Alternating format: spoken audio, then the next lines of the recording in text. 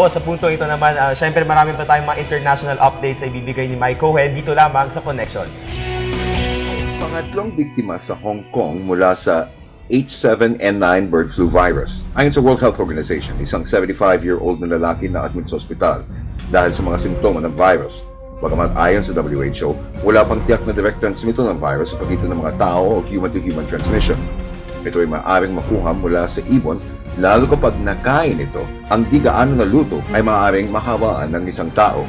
May mga ilang pang kaso ng infections lalo sa southern China, sa lugar ng Shenzhen, nagkaroon ng cult at pagpatay ng mga manok sa mga public markets. Bago pa man, ito binawal ng Department of Agriculture ang importation ng poultry products mula sa China upang maiwasan ito ay makarating sa Pilipinas.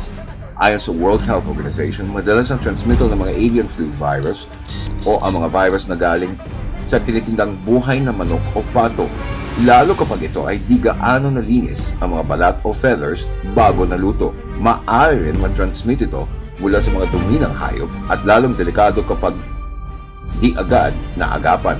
Sa ngayon, wala pang napapaulot na Pilipino na infected ng bird flu na H7N9 virus sa Hong Kong.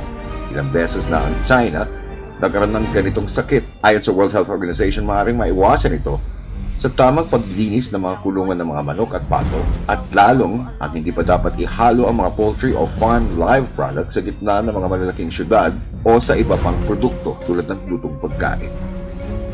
Para sa Telebisyon Bayan, Mike Cohen, PTV News.